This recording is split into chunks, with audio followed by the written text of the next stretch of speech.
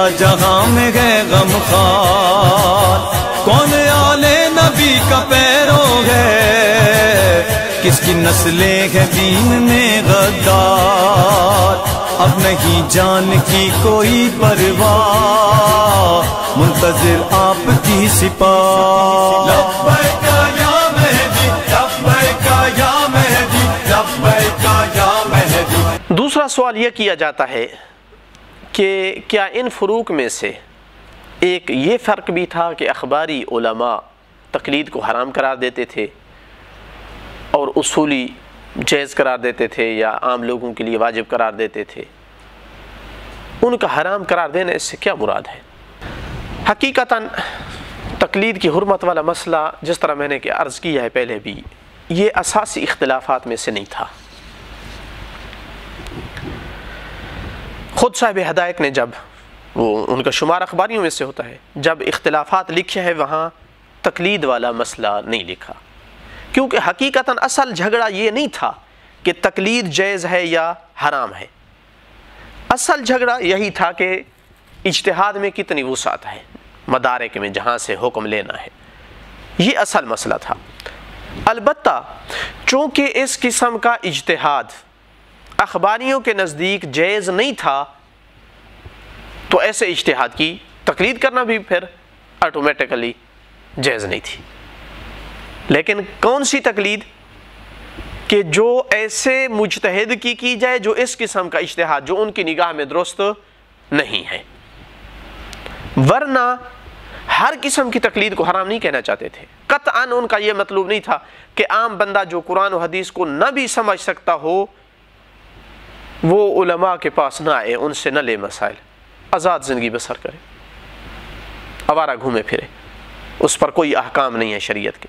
قطعاً یہ مقصود نہیں تھا ان کا، بلکہ اگر فقیہ جو ہے وہ اخباری ہو، صحیح ہو ان کی نگاہ میں، تو ان میں سے کئی ایک تقلید کا دائرہ بہت وسیع قرار دیتے تھے، حتیٰ عقائد میں تقلید کو کافی سمجھتے تھے، حتیٰ ان میں سے بعض مردہ مجتہد کی تقلید کو بھی جائز قرار دیتے تھے، جبکہ اصولی ان دونوں تقلیدوں کو باطل کہتے ہیں۔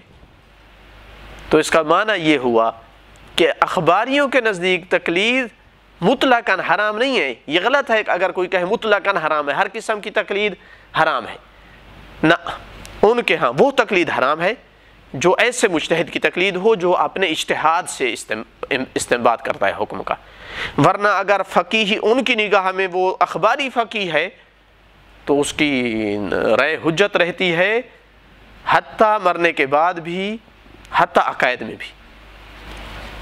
فوائد المدنیہ محمد امین استرابادی کی کتاب ہے جو اخباریوں کا سب سے بڑا مثلاً جو ہے لیڈر اور قائد ہے،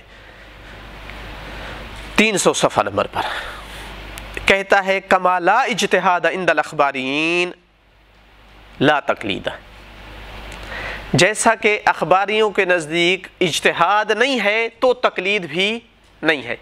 یہ کس تقلید کی نفی کر رہا ہے؟ یہ اس تقلید کی نفی کر رہا ہے جو اس اجتہاد کے مقابل والی تقلید ہے، کہ جب ایسا اجتہاد ہمارے ہاں نہیں ہے تو ایسے اجتہاد کی پھر تقلید بھی ہمارے ہاں نہیں ہے۔ اسی طرح مثلا ملاحظہ کیجئے صاحب وسائل کو، اخباری ہیں، فوائد توسیہ صفحہ نمبر 456 پہ، باب عدم جواز تقلید غیر المعصوم فیما یقولہ برأیہ، باب لکھا ہے، کیا نام ہے اس کا؟ جائز نہیں ہے تقلید کرنا غیر معصوم کی ہر اس حکم میں جو اپنی رائے سے دے۔ تو اس کا مطلب ہے کہ کون سی تقلید کو حرام قرار دے رہے ہیں؟ کہ جو ایک مجتہد اپنی رائے سے دیتا ہے، چونکہ ان کے ہاں یہ اجتہاد ثابت نہیں ہے، یہ مشکل ہے۔ وَفِيمَا لَا يَعْمَلُ فِيهِ بِنَصٍ مِّنْهُمْ عَلَيْهِمُ السَّلَامُ، ہر اس مسئلے میں جس میں معصوم کی نص کے علاوہ حکم دے رہا ہو۔ اس کا مطلب ہے اگر معصوم کی نص ساتھ ہو اور حکم دے رہا ہو کہ یہ نص ہے، اس سے حکم نکال کے دے رہا ہے تو کوئی مشکل نہیں ہے۔ اسی طرح فیض کاشانی بڑا نام ہے اخباریوں میں سے، وہ لکھتے ہیں اپنی کتاب سفینۃ النجات میں، ثم الذی حمل مقلدیہم علی تقلیدہم فی الآراء دون تقلید الائمہ علی طریقۃ المثلی. کہتے ہیں کہ کیا چیز ہے کہ جس نے ان کو اس پر اکسایا ہے کہ ان کے مقلد ان کی تقلید کریں ان کی آراء میں اور ائمہ سے حکم نہ لیں. تو اس کا مطلب ہے کہ تاکید سے یہ بات کہہ رہے ہیں کہ وہ تقلید حرام ہے کہ جو مجتہد کی رائے میں ہو، ورنہ اگر مجتہد ائمہ کی حدیث سے لے رہا ہے تو مسئلہ نہیں ہے، بلکہ وہاں عقائد میں کر سکتے ہیں. یہی فیض کاشانی صاحب، اس کے لیے آپ ملاحظہ کر سکتے ہیں سید علی قزوینی کا تعلیقہ معالم الاصول پر، جلد نمبر 7 پیج نمبر 426.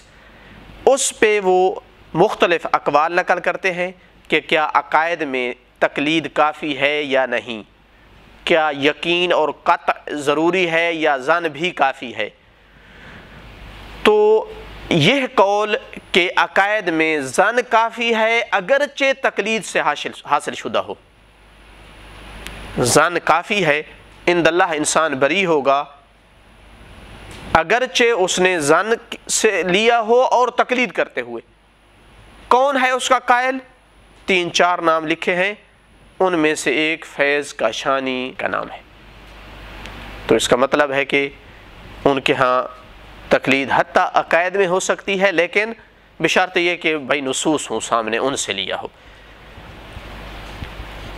اسی طرح مثلا خود امین استرابادی شدید ترین اخباری ہیں، اسی فوائد مدنیہ کی صفحہ نمبر 299 پہ لکھا ہے، مشتہر بین المتاخرین من اصحابنا من ان قول المیت کالمیت لا یجوز العمل بہ بعد موتہ، کہ یہ جو ہمارے اصحاب کے درمیان مشہور ہو گیا ہے کہ میت کا قول بھی مر جاتا ہے اور اس کی قول پہ عمل کرنا جائز نہیں ہے، یہ مبنی ہے ان کے ظنی گمان والے استنباط پر، چونکہ ان کا استنباط ظنی ہوتا ہے.